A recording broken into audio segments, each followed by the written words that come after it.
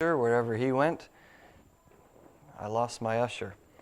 Okay, they might be back on. I don't know what happened to them. They were back on the table. See, this is what I mean. It ends up landing in my lap, so I got to figure it out. Okay, so we're looking for our sheets. Okay.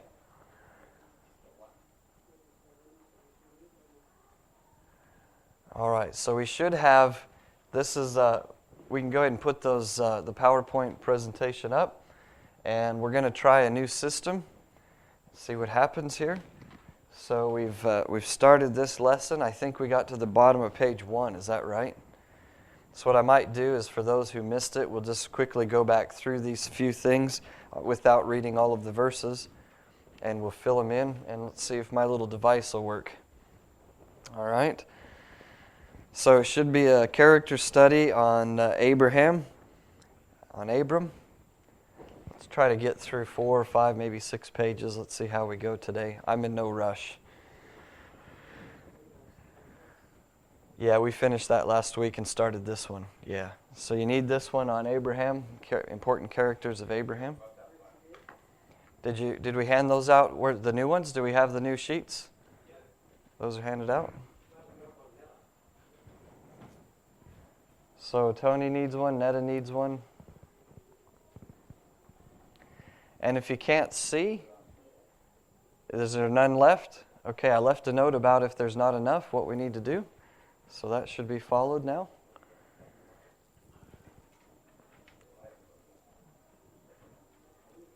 If you're having a hard time seeing, I just encourage you to shift over. It's easier for you to shift than it is for me to shift all this. Okay, so there was a note back there on what to do if we ran out of them. Do we have that back there?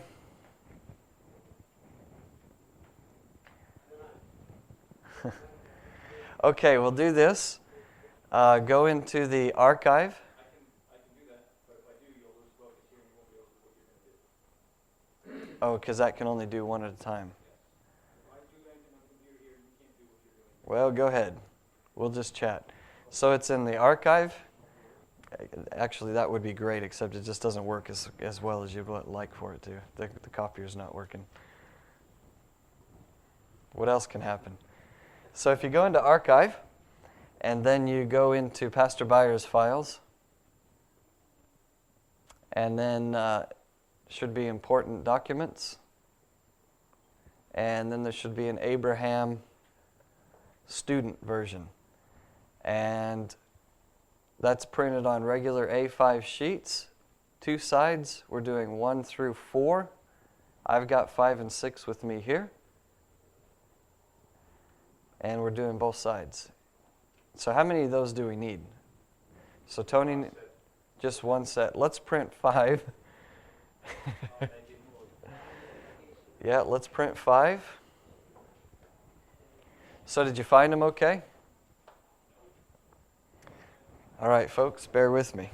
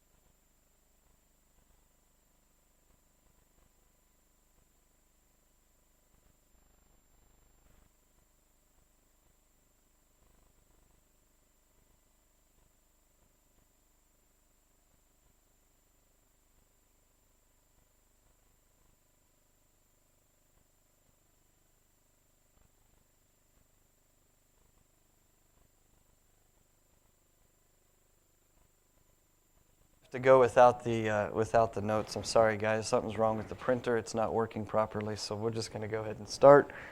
And I'm sorry about that. if we get to page 5 and 6, I've got them here with me, so then you'll have that. All right, so we started this last week, and I'm going to have to keep turning around until we work out another system for now, but the important characters of the Bible, Abram or Abraham, and so we covered this. Again, we're not going to read through the verses that we've already read last week, but I will go ahead and cover this. That Abram, number 1, the meaning of the name, it's a Gentile name, meaning exalted father. I don't know if I'm going to be able to make that happen while you guys are working on that. Wow. What's next? Let's try one more time, just for luck. There we go. Okay, so the meaning, the Gentile name, is the meaning is exalted father. The name is retained until God changed his name to Abraham. See, it's just not working. It worked the other day. Isn't that just disappointing? Abraham. All right. So we'll work out a few issues along the way here. So his name is retained until God changed his name to Abraham, while reconfirming his covenant with Abraham in Genesis 17, verses 4 and 5. And then number 2, Abraham, the name given by God, meaning father of a multitude or a father of many nations. Father of many nations. I wonder why. Is your cursor on that page? If you take it off the page, maybe?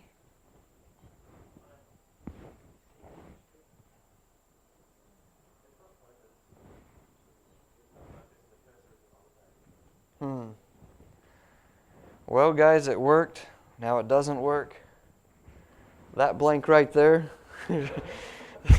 should be nations. Should be nations. See, I think what's going to happen is it's finally going to register and then everything's going to fill in. We'll have to work out a different system. Are you able to just click on that for me? If you click on that page, will it...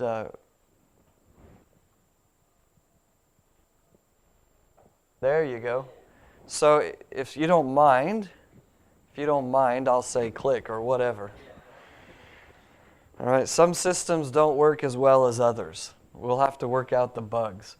This is intended to help you to be able to see it so I don't have to spell every word, and you can see it there, and hopefully we'll make things go a little smoother in the future. All right, so Abraham's name, the meaning of the name that was given by God was the father of a multitude or a father of many nations in Genesis 17, 4 through 5. Letter B, as the representative of all those who trust God by faith. And that's your blank, faith. Okay? Abraham is a father to all who follow. To all who follow. And we read that last week in the Romans and in Galatians. Okay. Now, the dispensations that Abraham lived in, this is where we stopped. Is that correct? All right, so we're in new material. Good. The first one, number 1, is he lived in the dispensation of human government. The dispensation of human government.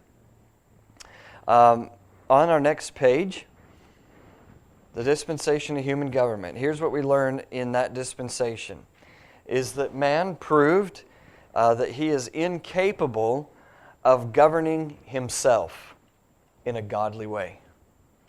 He's incapable of governing himself in a godly way. This was the dispensation of human government. This was instituted with Noah. Okay, when Noah came off the ark, there was a new covenant made. It introduced a new dispensation, and in that dispensation, it was human government. Letter B, idol worship and false religions became prolific.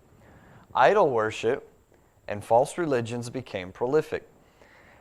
So we read that as we start going down through Genesis chapter number 10 and 11, and before we get to chapter 12, we find that there's all sorts of things going on, and there's lots of religions and idolatry taking place, and man just proves that he's on his way away from God. And then letter C, man decided to build his way to God by constructing the Tower of Babel. The Tower of Babel.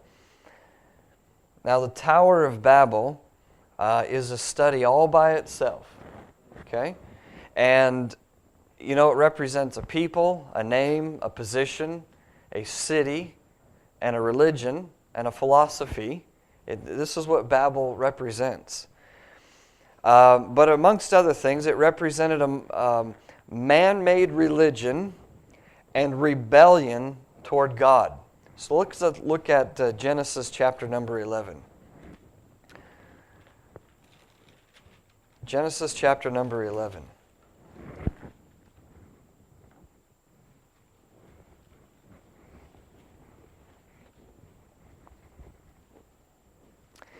Genesis chapter number 11, and we'll read there verses 1 through 9, if you want to follow along. And the whole earth was of one language and of one speech. And it came to pass as, by the way, I want to say that the language would be, you know, the language you use, like English is the language. The speech is the way you use it. Okay, so like you got British English, American English, you got Kiwi English, Australian English, Indian English, I mean, right? Don't you? And they're not all the same. That's the speech, though. These guys were of one language and one speech. The way they said everything was the same. There was pretty well no diversity of languages at all. In fact, there was no diversity. It's not pretty much. There was none, okay? Verse number 2, it came to pass as they journeyed from the east that they found a plain in the land of Shinar, and they dwelt there. And they said one to another, Go to, let us make brick and burn them throughly. And they had brick for stone, and slime they had for mortar.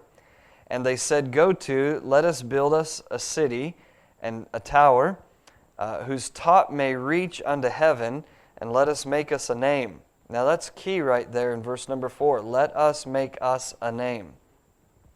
Lest we be scattered abroad upon the face of the whole earth. You see some of the things I mentioned just a little bit ago? It's a city, it's a tower, it's a name, it's a philosophy, it's a religion.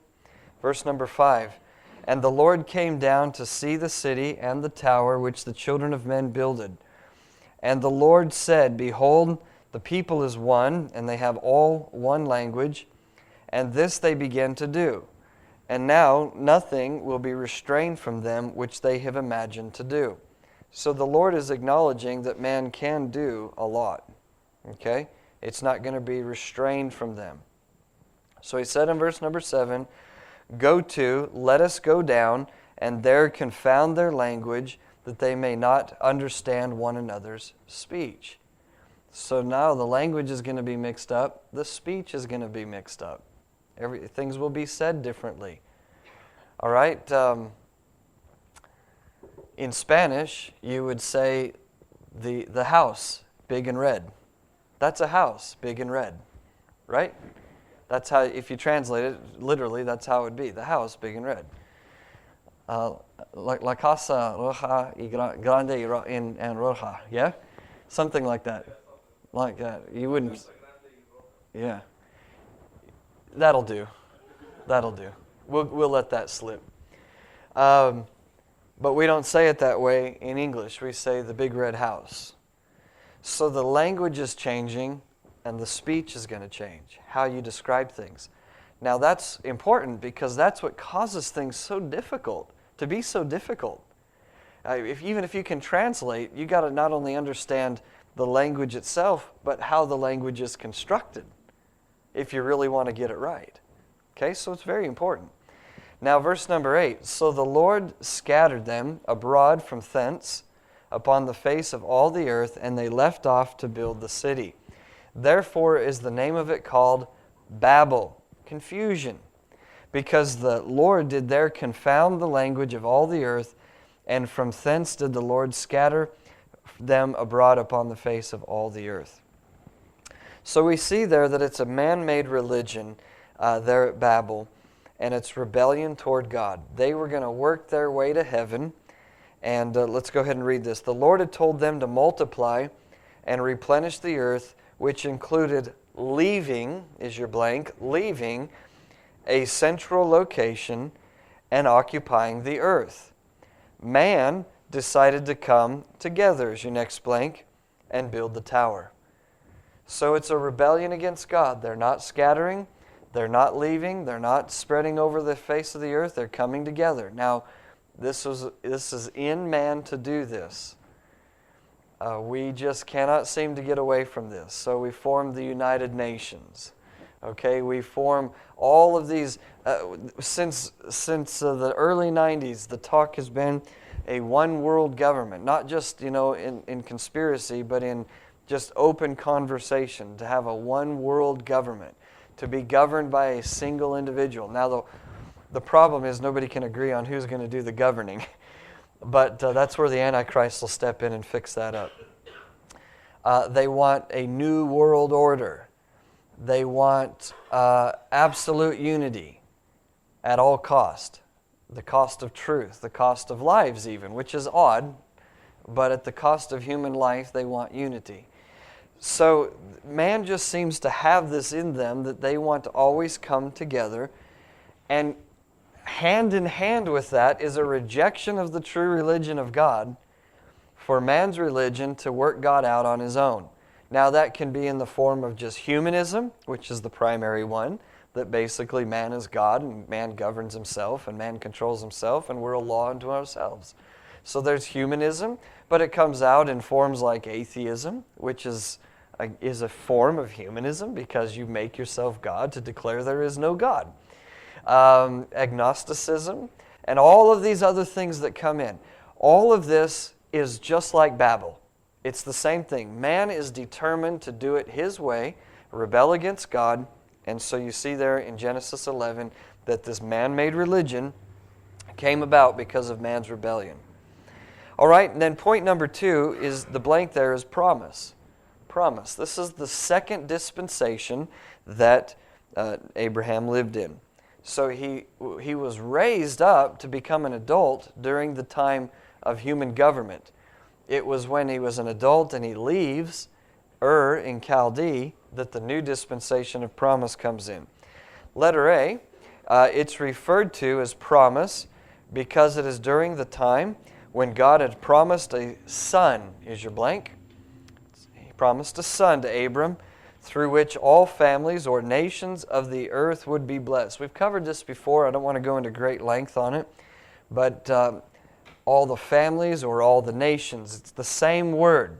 In Genesis 12, it's families. In Galatians, it's nations. It's the same thing because nations are made up of families.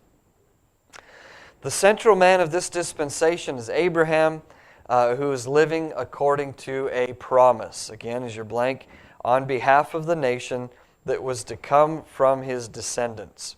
The promise. And these descendants would then become God's chosen, your next blank, people, which became his focus for most of the Bible. All right, chosen people, which became his focus for most of the Bible.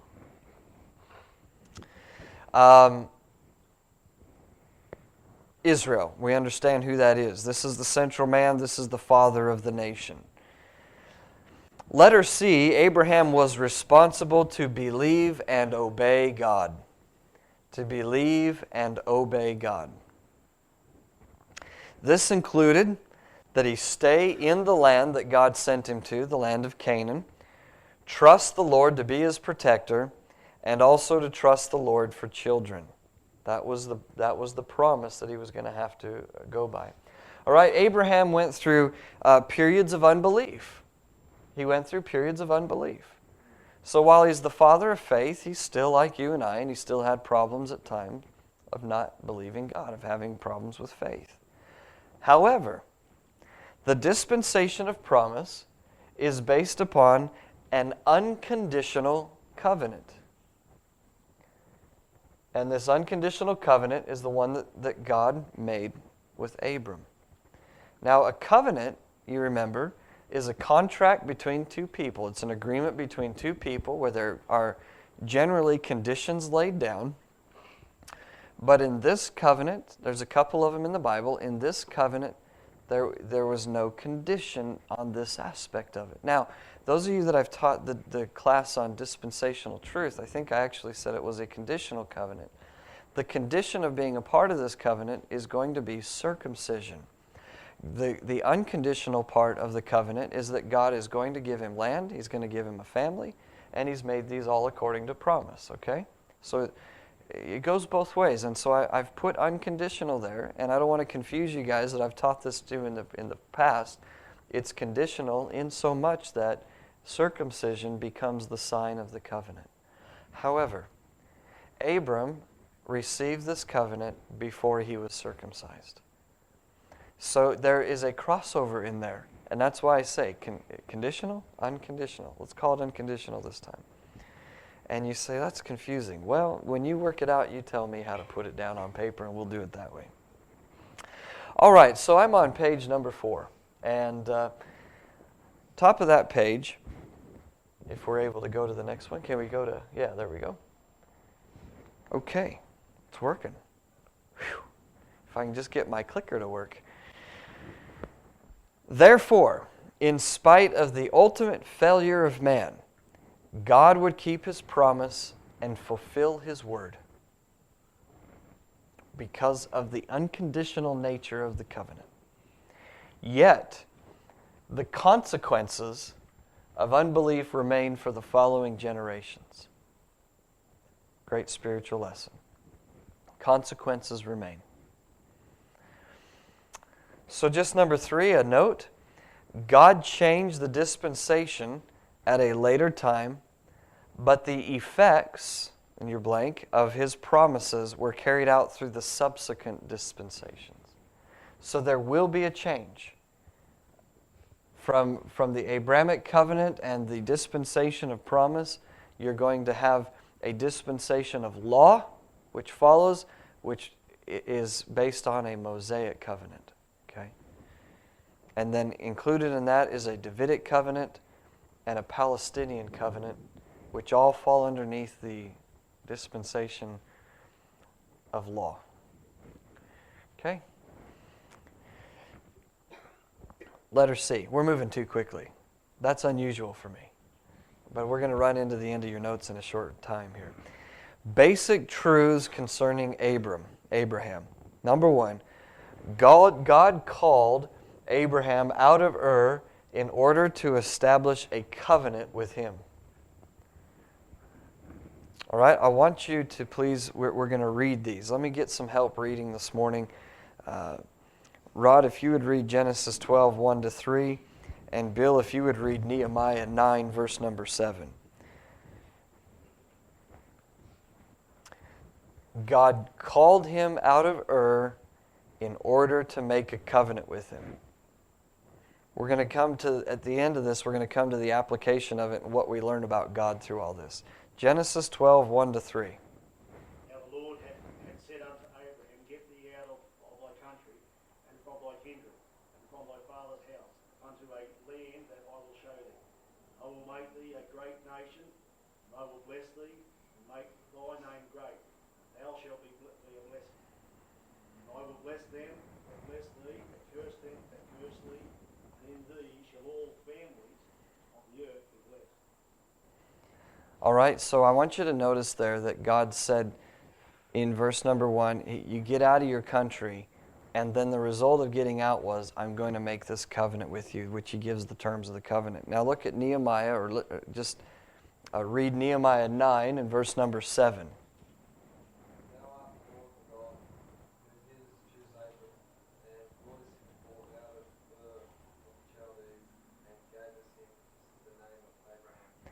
Okay, so they talk about God as being the one that brought him out, changed his name, and gave him a covenant. Okay?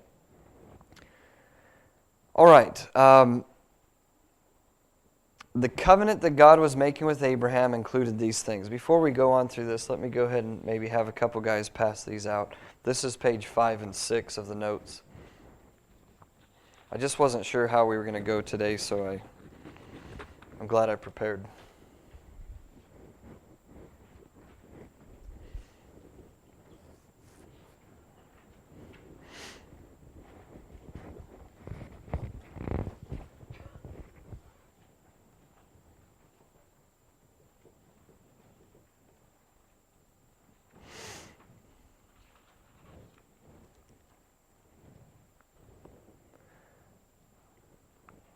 Got him?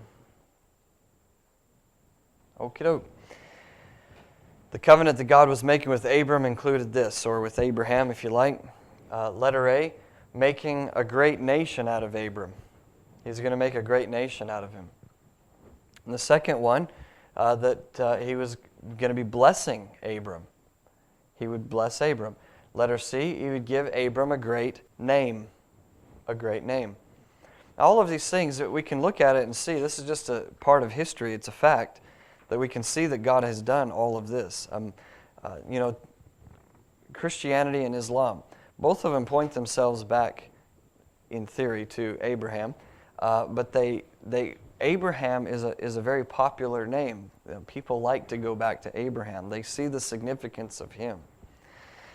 Letter D, he was going to be making Abram a blessing. He would make Abram a blessing. And then letter E, he said he was going to be blessing those who bless Abram and cursing those who curse him. Blessing and cursing. And then letter F, blessing every family or nation. Again, Galatians 3 and verse number 8 calls it a nation. But he would be blessing every family on earth because or in Abram.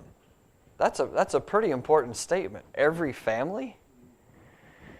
And then this had to do with the work of Jesus Christ at salvation. Okay, so because of what Christ did, every family on earth is blessed. Now, we're not talking about the individual, the minute family unit of like the Beier family, the Bard family in just our home, but rather the family of that relation, okay, that would make up a nation.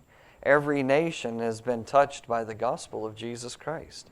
Now, we're going through and we're talking about the nations that are unreached and unevangelized, but we're talking about several thousand years later, a couple thousand years later after Jesus Christ. When Paul was working his ministry on this earth, he said that there was no place on earth where Christ had not been named.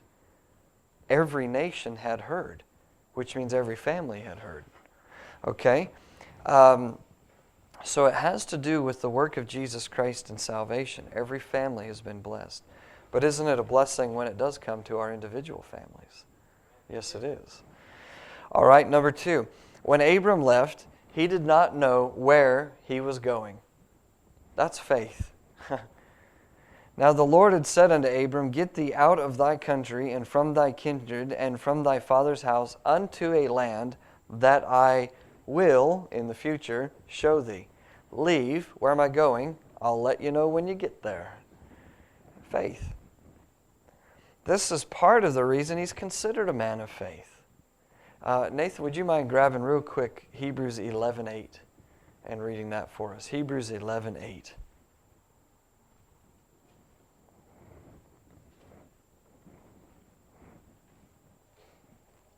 By faith, Abraham, when he was called to go out into a place which he should after receive for an inheritance, obeyed, and he went out not knowing whither he went. Okay. So this issue of leaving without knowing where he's going was a matter of faith. I say there's a lot we can learn from Abraham about these things by just studying his life like we are now. I hope that through this character study that you'll say, wow, it doesn't have to be signs and wonders and fleeces and skies opening and loud voices and things. Sometimes it can just be a still small voice saying, go. And when we say where, he doesn't have to give us the where. And that's part of faith, sometimes, is stepping out not knowing where the next step's going to land. So he's called a man of faith in Hebrews 11 because of it. Number 3, Abraham left his country. He left his country, but not his kindred. He didn't leave his kindred. All right, Taru, are you still... are you in Genesis 12? Or can you get to Genesis 12 and read verses 4 and 5? And Ross, I'm going to have you grab Genesis 11, verses 31 and 32. And you can just hang on to Genesis 11 for a minute if you would too. Why don't we, while we're doing that, Chris, can you grab Genesis 13 for the next reference that we've got coming? And while I'm doing that, I'll go ahead and have Hai Young take James chapter 2, verse 23. James 2. Okay, so Abram left his country but not his kindred. Genesis 12, verses 4 and 5. So Abraham departed as the Lord had spoken unto him, and Lot went with him. And Abraham was 75 years old when he departed out of Haran. And Abraham took Sarai his wife, and Lot his brother's son, and all their substance that they had gathered, and the souls that they had gotten in Haran, and they went forth to go into the land of Canaan, and into the land of Canaan they came. All right, so he's got family with him. Sarah was okay, but the rest isn't. All right, Genesis 11.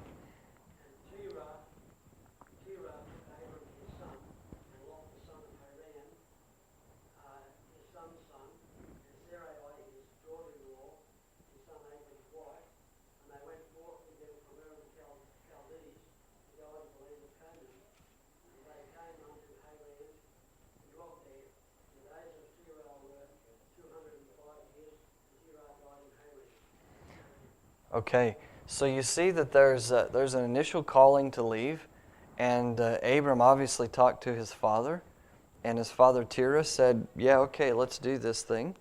So they gathered up all of the family and left. And then there's a second time when God is restating to Abram and saying, "Get away from your family." Now Terah, his father, died. Okay. But he says, you've got to get away from your family, and he continues to go, but he still has Lot with him.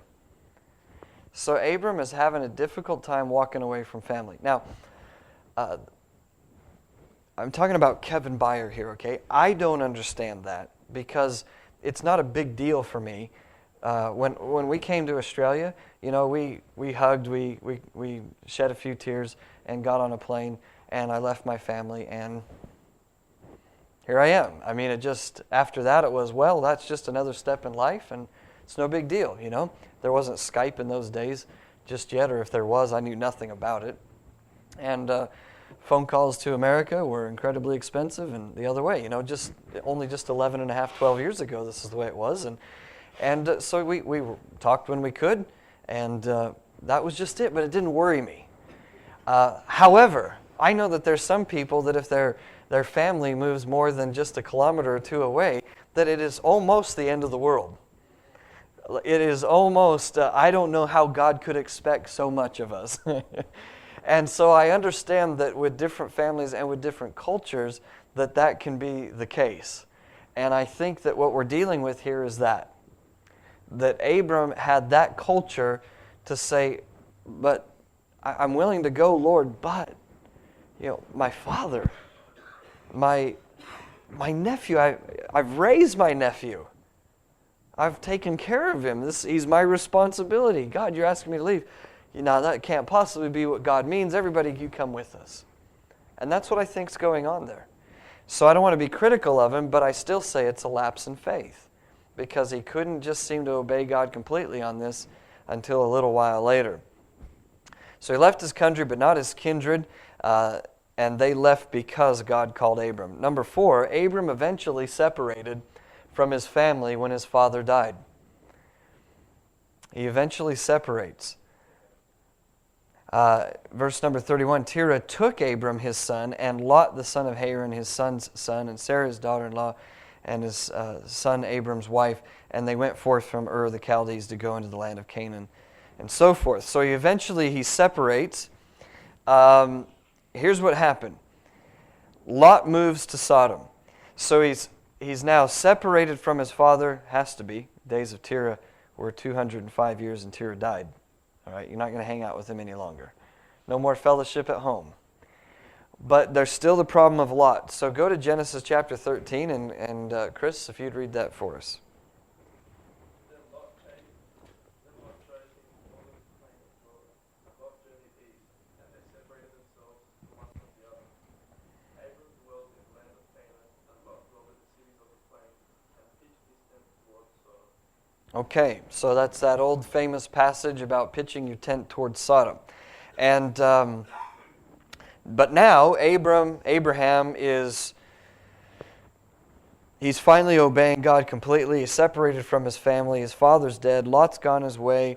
I think God organized that, the strife that was taking place there. I think God was involved in that. You say, where do you get that? I don't get it in the Bible. I'm just saying, I think that's what God was doing.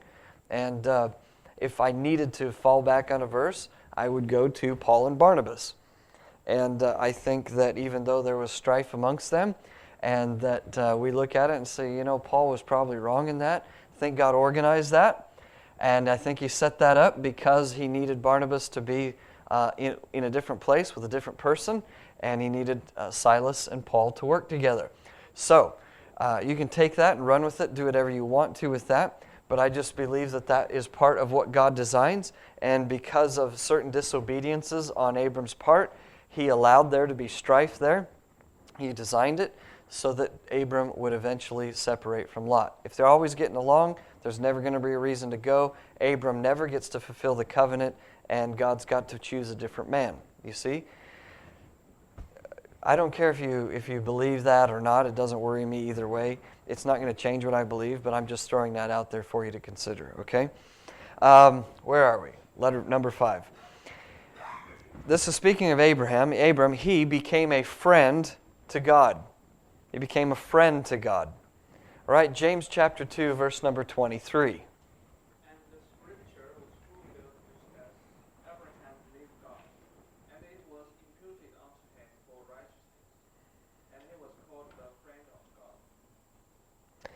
So he believes God, and because he believes God, he's called a friend of God.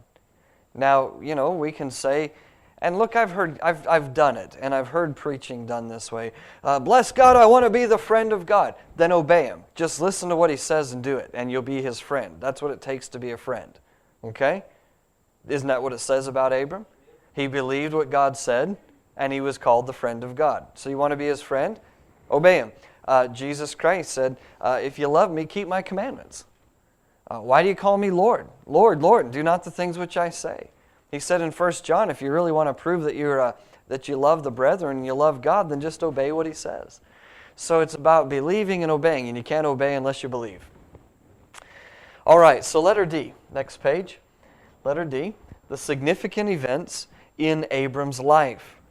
And let's just cover this one, because that's all you've got, the first one, and we'll pick it up next week, God willing, on the remaining. Significant events in Abram's life. Number 1, dividing or separating from Lot.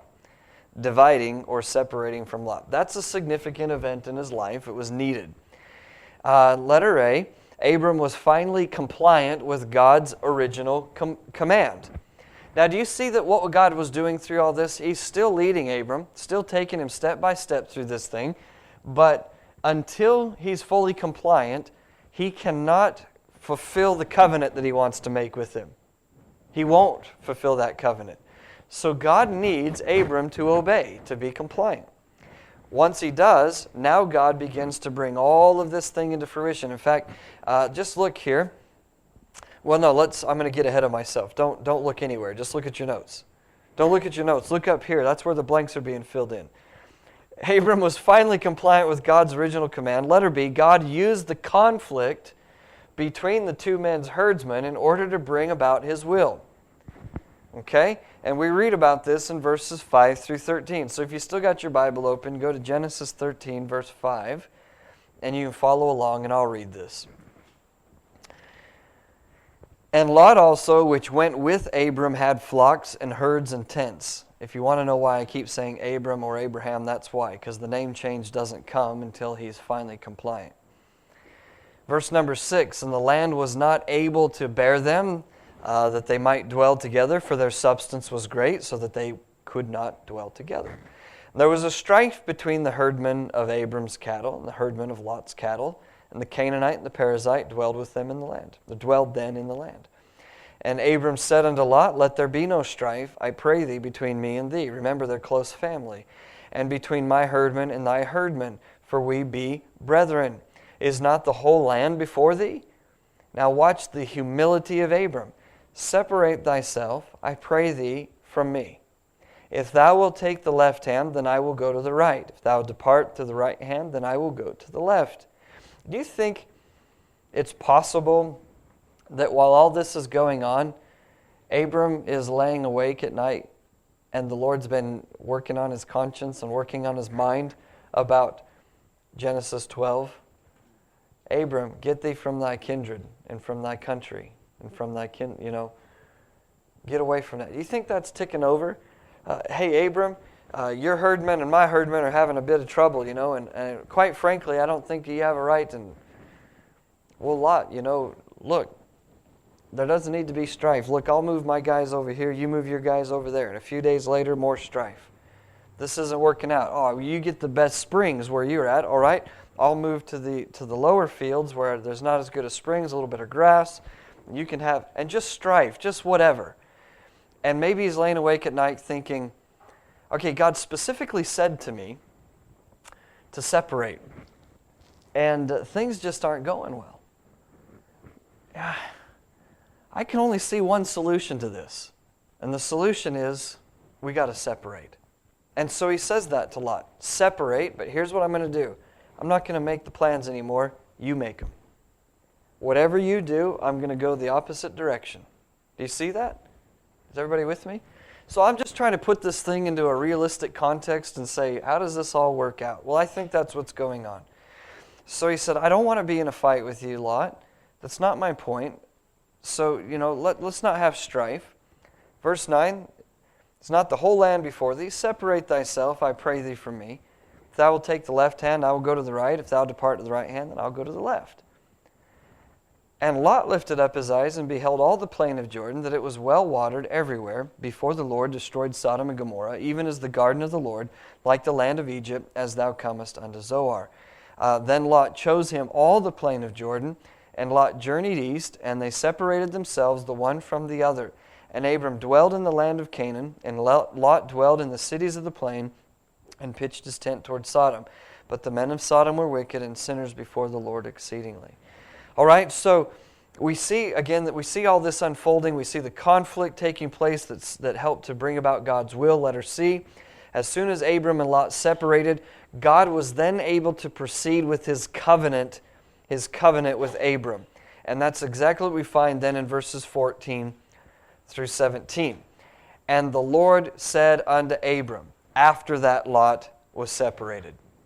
So you see how the conflict is rising, God's using it, He's working His plan, they separate, and straight away, whether it was the same day, week, month, year, we don't know, but apparently it's just a short time after that, because once they're separated, God starts talking to Abram again, and He says, lift up now thine eyes and look from the place where thou art, northward and southward and eastward and westward. Which way did Lot go? He went east. But God says to Abram, this is all yours. Don't you worry about it, okay? So look, north, south, east, and west, for all the land which thou seest, to thee will I give it, and to thy seed forever. He had to get rid of Lot.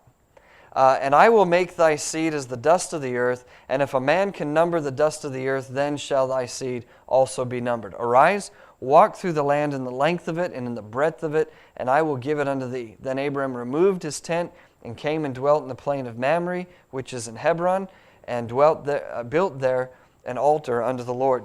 So he proceeds now with this covenant, and number one of the covenant, even though Abram gave land to Lot, God gave it all to Abram. All of it belongs to Abram. And then secondly, this was an additional portion of the covenant God was progressively making with Abram, and that progression is land. It's land. So we see here that God, in keeping His covenant with Abram, is adding points to the covenant. At first it's, I'm going to make a great nation, I'm going to bless them that bless thee, I'm going to curse them that curse thee, I'm going to give you children as the sands of the sea, and the sky, stars in the sky, all of this. But now He starts saying, I'm also going to give you real estate, I'm going to give you land. And it just keeps tacking more onto this. And then we're going to see the name change take place and so forth. So that's a significant event in the life of Abram, because it took the dividing from Lot in order for him to actually realize the covenant that God had with him. Okay? Now we're going to stop there. Any questions up to that point? Yes? I think that Lot and Abraham could have got on, that God would not have some covenant. Nope. Nope, the covenant was conditional on getting away from your country and your kindred. He needed Abraham to prove that he was going to obey him no matter what, because of the nature of this covenant. Yeah. I've lost my pen. Yes. Okay, page 3, D and E. Okay, letter D is unbelief, and letter E is unconditional.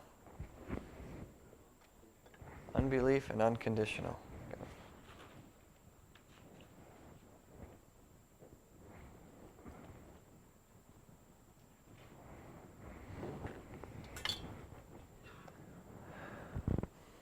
Yep.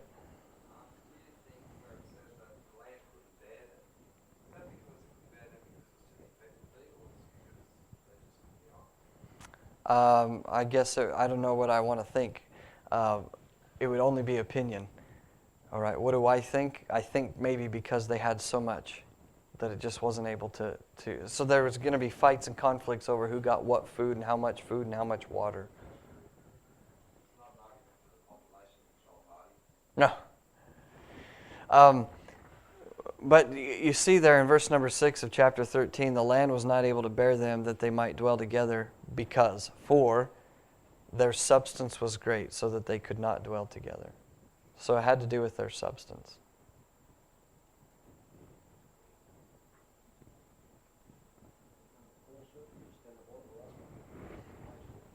Okay, page 4, number 4. Oh, last one on page 4, letter C, giving Abram a great name. Okay, is this going to work for us? All right, anything, how are we able to see? Can we see it all right? Does it need to be a little larger? A little bit larger? Okay. It'll just, the way it's set up now is your page lines up with that page. So if we make it larger, that won't happen. It won't be able to work out. Yeah, there's that. Yeah. Anything else as we work through this? Yep. Okay. So size, any other suggestions here? Okay. Any other questions? Right. Well, we're finishing a couple minutes early. Can I again I want to keep reminding you, we're really working on a very skeleton crew. Can we really just step up and see what needs to be filled? I might say this, that if Melissa's not here, I know that she's doing a morning tea. She is? Great. Okay. I just wanted to make sure of that. We were going to need to fill some morning tea. You'll eat the food. All right. Anything else? Yes. Okay.